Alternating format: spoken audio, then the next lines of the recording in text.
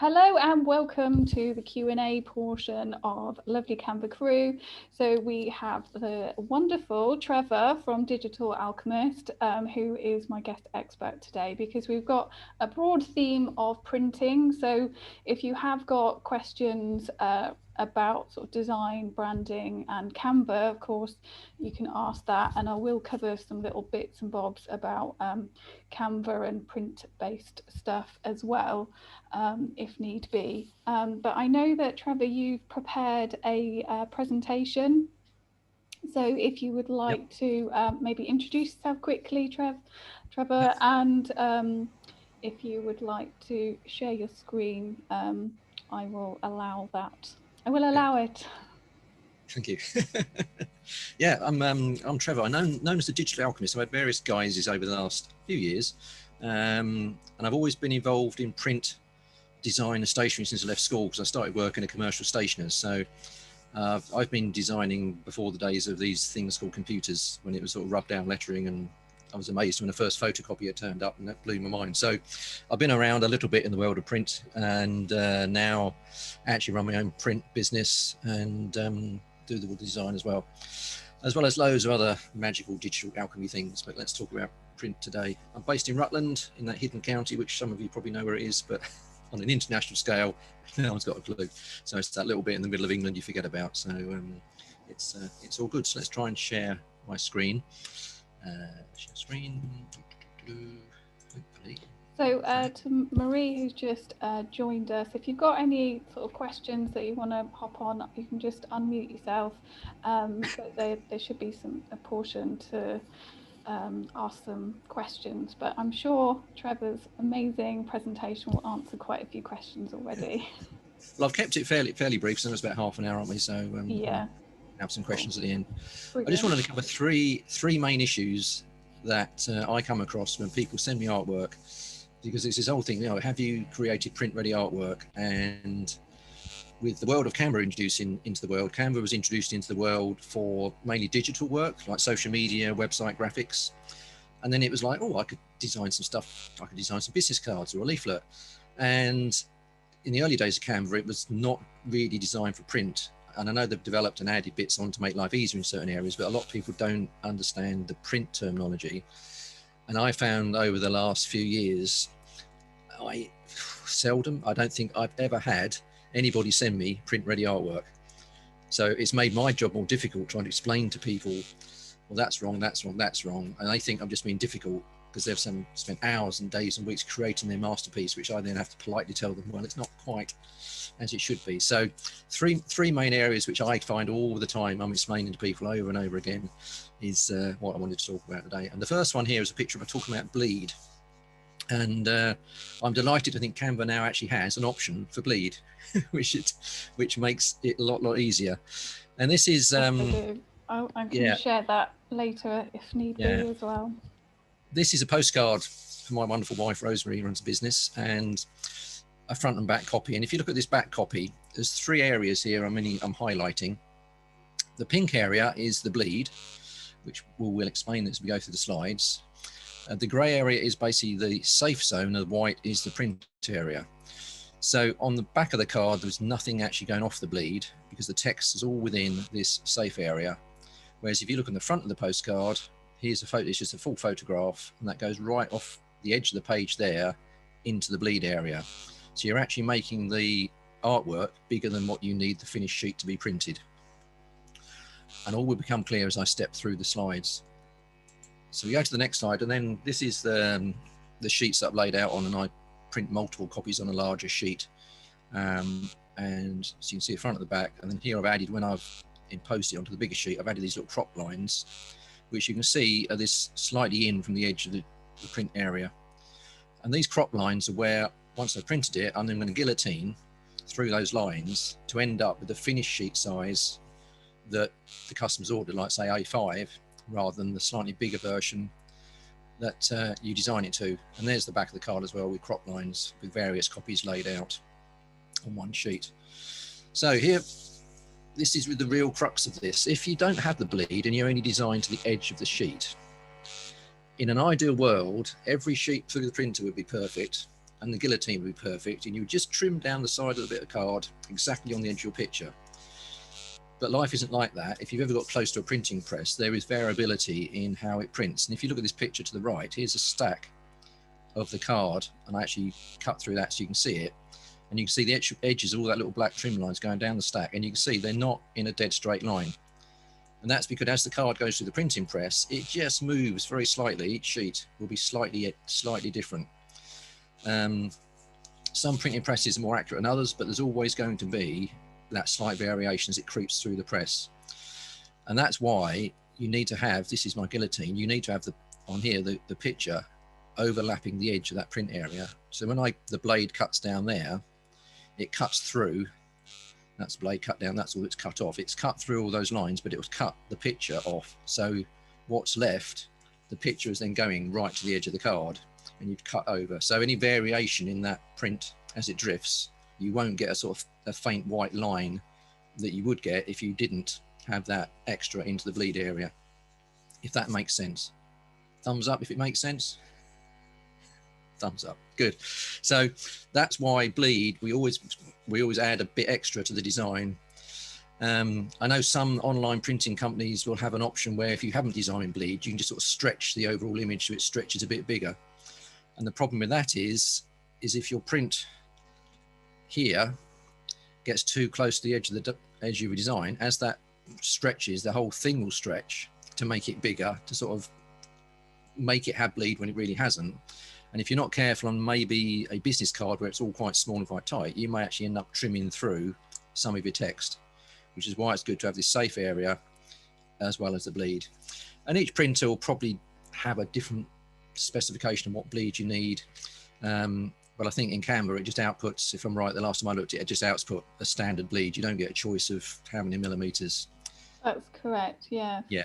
Because I know generally the standard is usually 3 mil, Yeah. but on larger formats, so things like roller banners or really big posters, they might ask for like 5 mil or even more.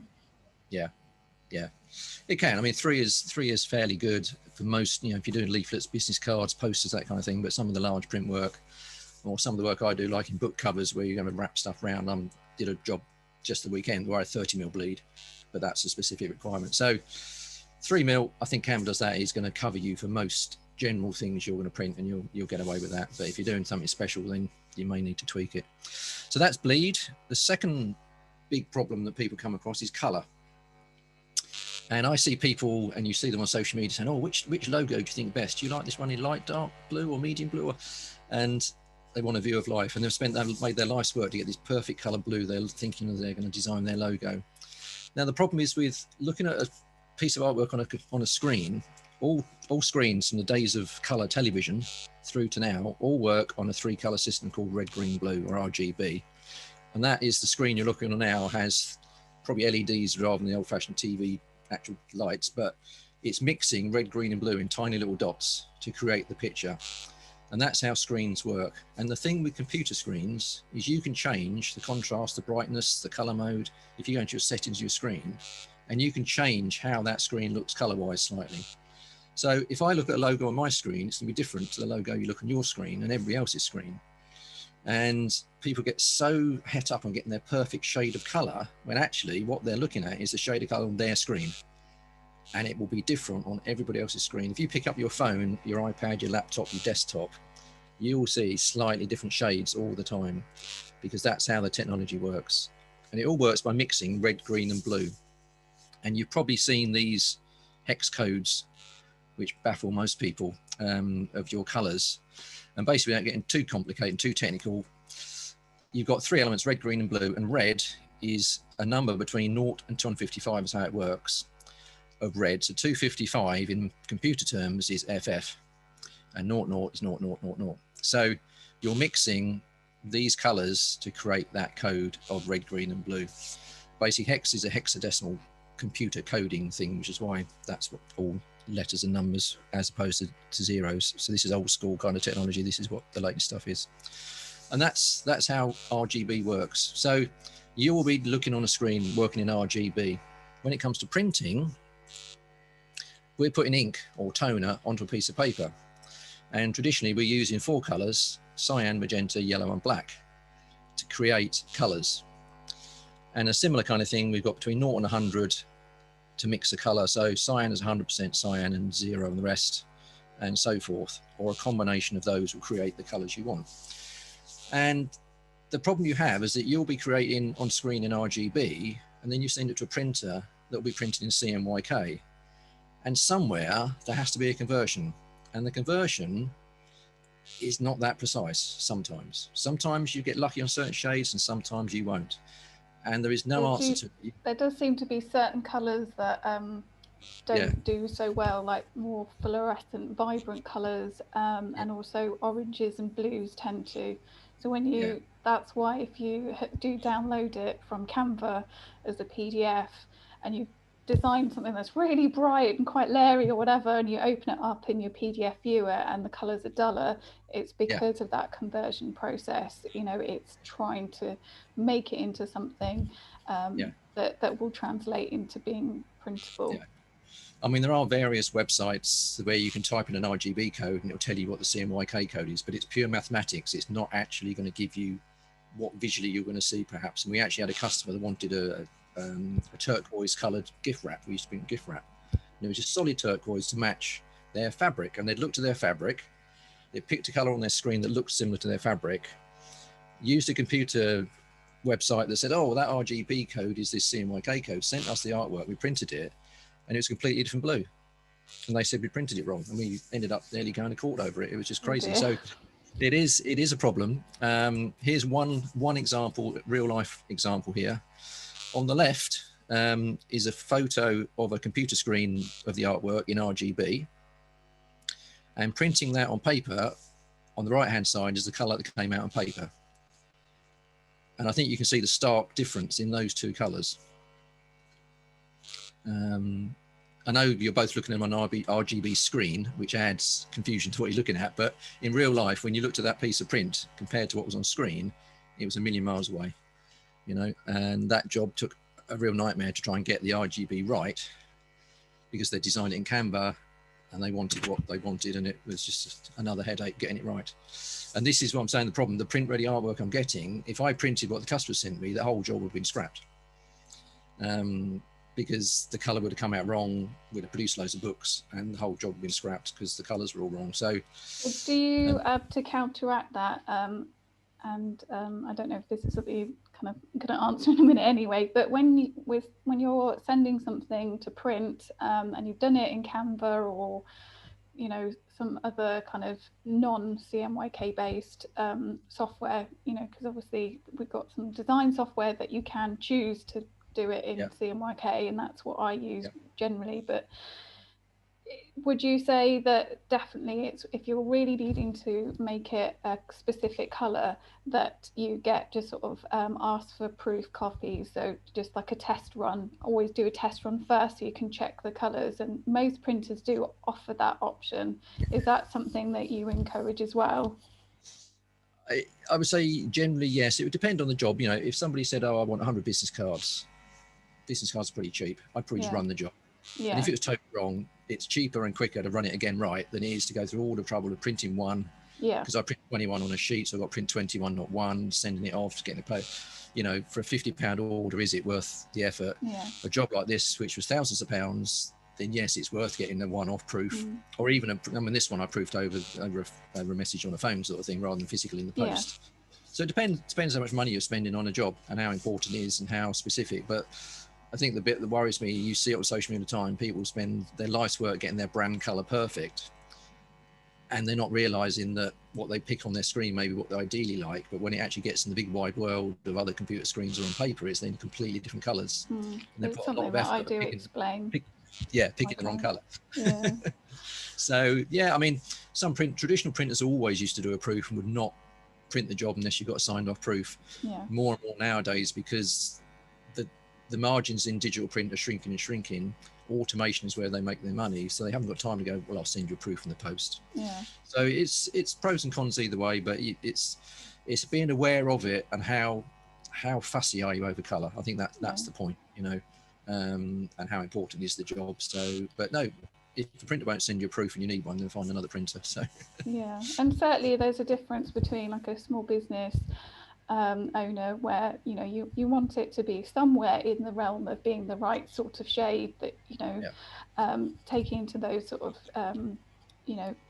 issues that we've just discussed.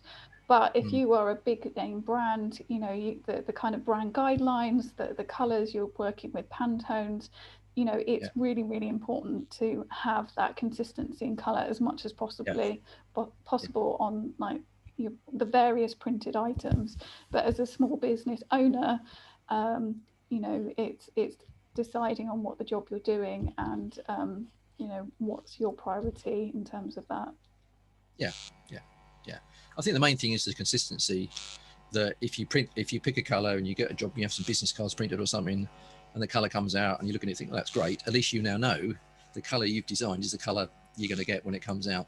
Even if it's not perhaps what you saw on screen, but you're still happy with it, then at least you've got a benchmark and right, that's my color, and you put that on your brand guide. So, well, that's the color it is, and stick with it all the time. Something else to sort of bear in mind though as well is that there's the difference of what it looks like on screen and then what it prints out as, but also when you go to different printers. So like say with a business card, you go, oh, I'm going to use this printer one time and then print it somewhere else.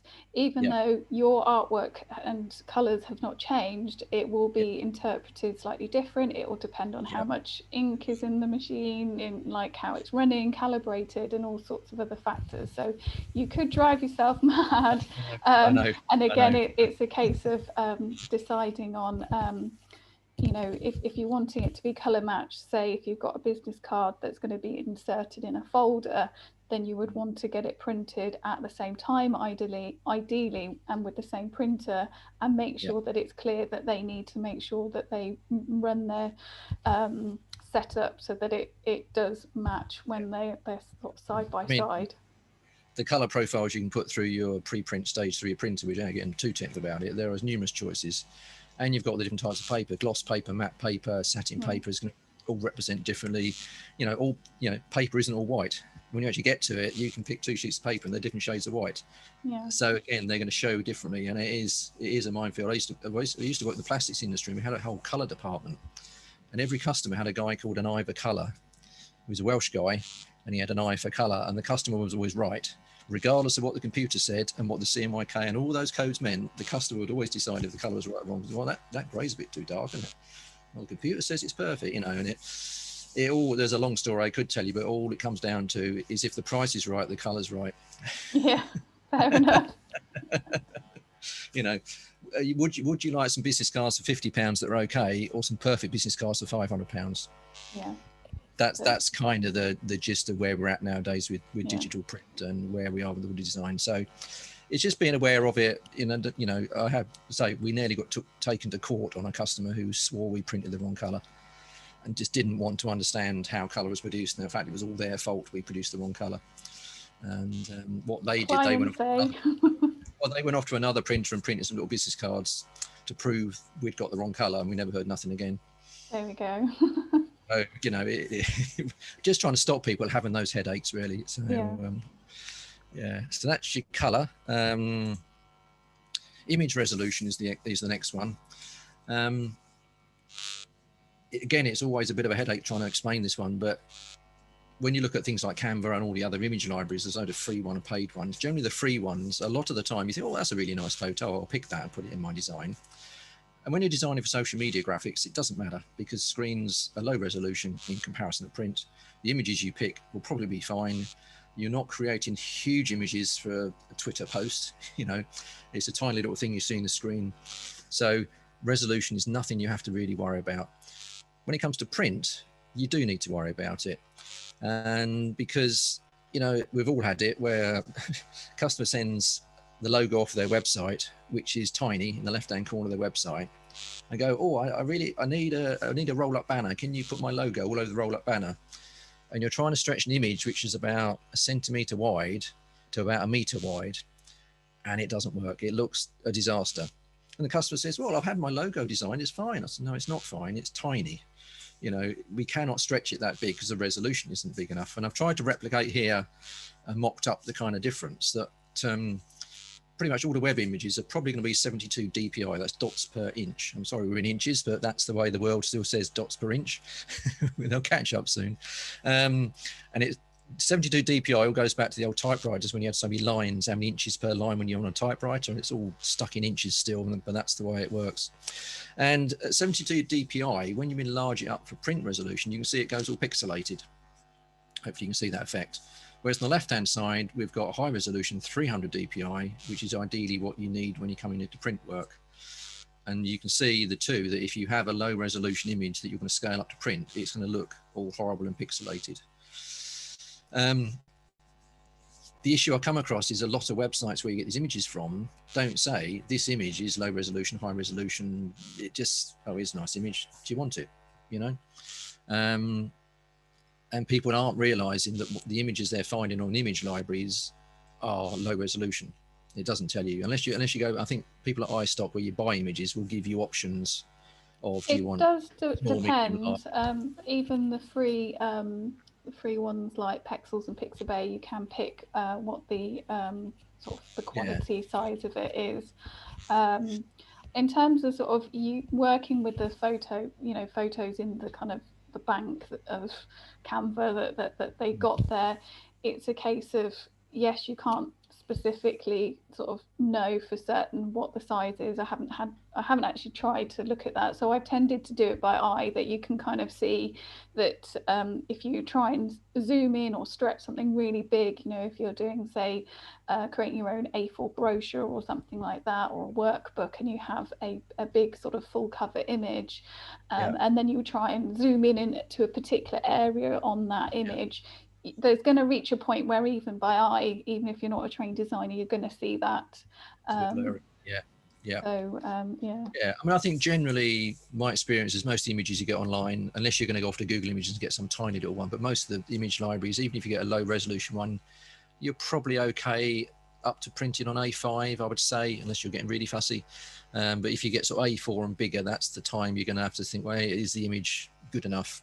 Yeah. And obviously for banners and that, you really got to know. If you haven't got any software like Photoshop or anything fancy that can tell you all the image specifications, and I have to apologize for any Mac users, I'm a Windows user. I'll come out a rash when I get near an Apple.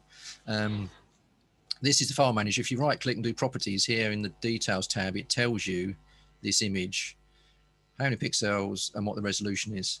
So I'm sure Mac will have a similar function. Hopefully, if it hasn't, that's a disaster. So that will tell me, if you do the maths, 3,600 pixels wide at 300 dots per inch, divide one by the other gives you 12. So that tells you that picture will be the right resolution at 12 inches wide, which is about 30 centimeters. So that's kind of A4 tool. So that gives you a rough idea where you are size-wise on an image. If that horizontal resolution says 72 dpi at that, it may struggle, that resolution. So that's where it is. And some printers, I know when you upload, and it depends on the technology, but when you upload some artwork to some of these online websites and in a PDF file, a lot of the ones I've used will actually run some software through that PDF when you upload it and do certain checks. So it may warn you, you've got no bleed. It may warn you, your images are low resolution, your colors are wrong. You print, it will go through a number of standard industry checks your PDF and warn you, are you sure you want to really print this artwork? Because it ain't quite perfect in certain areas. Other printers may just go, you've sent me the PDF, I'm printing it. I know people like Vistaprint in the early days, you send a PDF or you do the artwork online, they'll print it. However bad it is, however wrong it is, they would just print it. Whereas other printers do certain checks. So again, that's something else. If you're using an online printer to upload something, just look at how they handle your artwork and where you land. If your artwork isn't perfect, what will they do? I've had arguments with a few where we've actually uploaded, like that first picture I showed you, this artwork, I've uploaded artwork similar to that to a printer, and I wanted it printed like that because I was going to post trim it and finish it when I got it back, because it was a big large run, and it kept me too busy. And they actually scaled it and cut it to the crop marks that I didn't want them to. So they actually changed my artwork. Trying to be helpful. Yeah, and like, what have you done? I just uploaded it. I said that's the PDF I wanted. I approved it, and you've changed it all. So Oh dear. yeah. I mean, it's pros and cons. Some printers won't touch your artwork; they'll just print it, and others will actually flag up automatically or manually by email, perhaps, when how sophisticated their technologies. I mean, some have got some pretty sophisticated technology. There is tech out there that can automatically read a PDF and do certain checks on the various elements, and in real time you upload it, it'll say, oh, sorry, check this, check that. Do you want to proceed, or do you want to upload another PDF and correct it? So you know, I'm old school. I haven't got that technology. You send me a PDF, I'll look at it and go, oh, that don't look great, or oh, dear me, that red on green isn't going to work too well, because I've been doing it 30 odd plus years and kind of got a feel for what works and what doesn't. And I wouldn't say I'd criticize your design, but if there's things that need changing, I may give you a few kind of pointers of going, oh, actually, it'd be better if you just did this or did that if you're going to change it. So I like to get, I don't want to print a job that ends up being wrong. I don't want to waste your time, your money, and my time. I'd rather get it right to get what you want. But I appreciate nowadays, Canva and such tools have made it so easy for people to design things. But I also appreciate it doesn't make it easy for them to design things right if they don't know all these tricks of the things that they need to get right. So I kind of try and encourage people to get it right. But it's sometimes I kind of wonder why they've just spent 2 weeks creating something that I could have created in 20 minutes. Well, I guess that's down to sort of where people, their concept of their cost of their time versus, outsourcing to an expert. So where possible, work with an expert. But I'd rather somebody sent me a quick draft to say, here's a sketch draft of what I'm thinking of getting printed. Yeah. Can you give me some pointers? And at least I can save them the headache of doing it wrong. Yeah. And get them to get it right to start with, so that's what I try and tend to do with sort of regular customers that I have all the time. They'll send me a quick, and I've quickly thrown this together. It's not perfect, but am I going in the right direction? And it just saves a lot of time doing it that way as well. So. Okay, the time is ticking. We've got sort of approaching 5 minutes left. Have you got any other slides that you need to That's my slides done. That's me. That's okay, me done. If you could stop sharing, and then let's have a look at those on the meeting. Okay. Let's go into gallery view. So based on sort of the things that you've just seen, have you guys got any questions? I don't. Well, yeah, I do have a question, I suppose. One thing that I just really liked in that presentation was how you were describing the different, if I look on my phone, if I look on the laptop, if I look on all these different areas, the design that I've made is going to look completely different, and just making those brand colors is so important, which kind of, I realized today, actually, I made a couple of designs and I looked at them on my phone and it flagged up really good, like really well for me. Oh, I need to make that change. But my question really is that when we're looking at these codes, is there any way of almost like hacking it so that we always get like fluorescent colors? Because I really like fluorescent colors to make my design stand out. Are there any kind of hacks like that? Fluorescents don't really fit into RGB or CMYK. And I think, like touched on, that CMYK is always a bit duller than RGB, because RGB is created out of light, and light is bright. CMYK is a little bit dull as ink. If you're getting to fluorescence, you probably need a printer that will print you a separate specific color of a fluorescent ink. It's called out of the special ink. If you go to an old school printing press, will have 4 color bays which they can put in cyan ink, magenta ink, etc. Some may have a 5th color bay on their printer, and they'll put in a 5th color, so that could be a fluorescent yellow, and they'll buy a fluorescent yellow ink to a certain shade. But in the digital world, it's a real struggle to get fluorescence. So you got to go old school kind of litho printing technologies, or screen printing, or other ways to get those real fluorescence. So okay, cool. I mean, in terms of just creating designs, like for social media posts on the RGB, right? You could have a look, just sort of, you can just Google search sort of fluorescent color palettes and sort of see what visually looks good. And then you can use color picker tools, or you can use Canva's color palette generator, which will then tell you, it will pick out the different colors, which will tell you what the hex code is. So there may be a slight shift, and it's again, it's going to look different. And when it comes to printing, it's going to dull right down unless you use a sort of special print, you know, getting that fifth color using the special. Awesome. Yeah, thank you for that. And what about you, Paul? We've got a couple of minutes left. Anything else you want to sort of ask? No, not really, Trevor. It's very comprehensive. You know, I've had my frustrations with designs before you tried to do it yourself, and then really you need the expertise like Marie-Louise to do it properly. But yeah, Canva's quite useful now. It has that bleed aspect in it, so I think, you know, that's useful for people, just so they can design the what they're designing within the remits of being printed. So no, very good, Trevor. Thank you. Yeah, thank you. Cool. So I'm just going to quickly share my screen and just show the new feature, because I did do a video about creating that for print, and it's changed since then. So if you go to File, and you File, not resize, you can show print bleed here.